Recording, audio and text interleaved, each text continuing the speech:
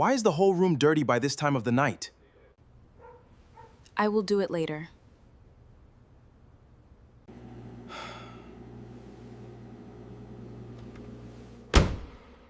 Why is there no food on the table? I was not in the mood to cook. Did you just say you were not in the mood? Yes. Take some water from the fridge and drink. This is the story of Cynthia, a woman who ignored every sign until something heavy struck. Before we continue, don't forget to hit that subscribe button and tell us in the comments where you're watching from. We'd love to know how far our story has traveled. Now, let's get started. Cynthia and Daniel had been married for 3 years. To anyone watching from outside, they looked like a couple building something good, a modest house in a quiet estate, a husband who worked hard at a logistics company in town, and a wife who, in the early days, had shown promise. But somewhere along the line, comfort had crept in and settled where effort used to be. Daniel worked long hours, sometimes returning home too tired to even speak. He never complained about it, he loved his job, and more than that, he loved the idea of the home he was building for his family. What he didn't expect was that the home he worked so hard for would be the one place where nobody worked as hard as he did. Cynthia had grown comfortable, not comfortable in the way that brings peace, comfortable in the way that breeds neglect. The cooking, the sweeping, the laundry, these things had quietly become Daniel's unspoken responsibility, not because he demanded rest from her, but because she simply wouldn't rise to meet them. "I'll do it later," was her favorite sentence. Later never came.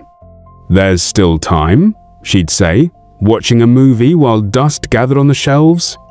"I'm not in the mood," she'd sigh, scrolling through her phone while Daniel's stomach growled from hunger after a 9-hour shift.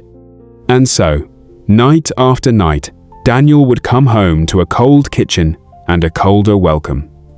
He'd quietly tie a wrapper around his waist, pick up the broom, and sweep the room himself. He'd light the stove and cook a simple meal for the both of them. He never raised his voice. He never raised a hand. He told himself, she will change with time. Marriage takes patience. But patience, when it is never met halfway, begins to wear thin. At the office, Daniel worked closely with a colleague named Maya. She was calm, attentive, the kind of person who noticed the small things, the tiredness behind his eyes, the way he sometimes stared blankly at his desk before snapping back to his tasks. "You look worn out lately," Maya said one afternoon, dropping a cup of tea on his desk without being asked. Daniel managed a tired smile. "Just home stress. It's nothing." But it wasn't nothing. And Maya, without meaning to, became the first person in a long time who made him feel like his effort was seen. It started small. A dinner invite after a long project meeting. "It's late, you haven't eaten. My place is closer than fighting traffic home." Daniel hesitated, but hunger and exhaustion made the decision for him. He called Cynthia. "I'll be staying back at the office." "Okay," she said flatly, already reaching for the remote. She didn't ask why. She didn't ask when he'd be back. If anything, there was relief in her voice, more time with her phone, her shows, her silence. Daniel noticed that too, and it hurt more than she would ever know. The nights at Maya's became more frequent. Nothing had happened between them that Daniel could call a betrayal, not yet, but he found himself smiling at his phone late into the night, replying to her messages long after Cynthia had fallen asleep, untouched by curiosity, undisturbed by suspicion. One morning, Daniel jumped out of bed, dressed quickly, and rushed off to work without a word. He didn't ask about breakfast. He didn't mention the unswept floor. He simply left like a man who no longer expected anything from the house he was walking out of. Cynthia noticed the silence, but she brushed it off. "Maybe he's just busy," she told herself, sinking back into her phone.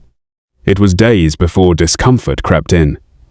Cynthia sat in the parlor one evening, surrounded by dust she hadn't cleared in over a week, stomach growling because there was no one left to cook for her. She picked up her phone and called Daniel. Where are you? When are you coming home? I'm staying back at the office, came the flat reply. The same words she had once said without care. She dropped the phone, unsettled but unwilling to admit why. The next day, driven by a mix of hunger and suspicion, she followed him quietly, carefully, until she found herself standing outside a quiet hotel restaurant. Through the glass, she saw them, Daniel and Maya, seated across from each other, laughing over a candle-lit dinner, comfortable in a way she hadn't allowed herself to be with him in years. Something inside her cracked. She stormed in. "Daniel, so this is what you've been doing? Cheating on me?" The restaurant went quiet. Daniel stood up slowly, no anger in his eyes, only tiredness, and something like grief. "Cynthia," he said, his voice steady, "I didn't leave you today. I left the day you decided love alone was enough to keep a home standing. I cooked, I cleaned, I waited. I called you a wife, but you made me carry a home by myself and call it marriage. I am not perfect, and I won't stand here and pretend I did everything right. But you didn't just lose a husband who wanted food on the table, you lost a man who wanted a partner. And by the time you noticed the dust in your own home, I had already found somewhere I didn't have to sweep to feel like I mattered." He reached for Maya's hand. "I'm sorry it came to this." And he walked out, leaving Cynthia standing there, exposed in front of strangers, in front of herself. The walk home that night felt longer than any road she had ever known. She stepped into the house, the same dirty room from the hook, the same clothes scattered across the floor, and for the first time, she truly saw it. Not as a mess she'd get to later, as evidence. She sat on the floor and cried, not because Daniel had left, but because she finally understood why. The next morning, something in Cynthia shifted. She woke before sunrise, tied a wrapper around her waist, and began to sweep the compound slowly, clumsily, like someone relearning a skill she had let waste away. She scrubbed the pots. She washed the clothes. By the time the sun rose fully, the house looked like a home again. That evening, she cooked real effort, real care, and waited by the door. Daniel came home late, glanced at the table, and said quietly, "I've already eaten." He walked past her into the room without another word. It stung. But Cynthia didn't give up. The next day, she woke even earlier. She boiled water and set it aside for his bath before he even stirred. She swept before the birds began to sing.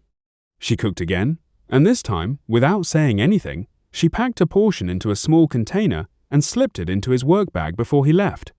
Daniel didn't notice until lunchtime, when he opened his bag at the office and found it sitting there, quietly. He stared at it for a long moment. Then, without meaning to, a small smile broke across his face as he ate alone at his desk, but not quite as empty as before. Days turned into weeks. Cynthia's changes didn't stop, and she never announced them. She didn't do it for praise or attention. She did it because she had finally understood what her silence and laziness had cost her. Even on days she thought no one was watching, she kept sweeping, kept cooking, kept slipping meals into his bag, container after container, message after silent message. "I see what I lost, and I am trying to become someone worth staying for." One afternoon, Daniel sat at his desk, holding another container of jollof rice she had packed for him. Maya walked past and noticed his expression something softer than she'd seen in weeks. "You've been smiling at your lunch a lot lately," she said lightly. Daniel looked up. "My wife has been. Trying. Really trying. Not because I asked her to, just because she wants to." Maya said nothing more. She had seen enough change in people to recognize when someone's heart was slowly finding its way back home. That evening, Daniel came home earlier than usual. The compound was swept clean. The smell of a well-cooked meal drifted from the kitchen. Cynthia stood there, nervous, unsure of what to expect, a woman who had spent weeks proving something without asking anything in return. Daniel looked around the house, really looked, and then at her. "You didn't stop," he said softly. "I won't," Cynthia replied, her voice trembling but sure. "I know I can't undo what I ignored, but I see it now, Daniel. I see everything I almost lost. Daniel walked further into the house, set down his bag, and for the first time in a long time, sat down at the table she had set for him. Then let's start again, he said, slowly, but together. Cynthia's eyes filled with tears, not of regret this time, but of quiet relief. Sometimes, the people who love us the most will keep showing up long after we've stopped putting in the work, but the patience is not endless, and love was never meant to replace effort. It was meant to inspire it. If you've followed us to this moment, please don't leave without hitting the subscribe button and tell us where you are watching from in the comment section so that we can know and welcome each other warmly.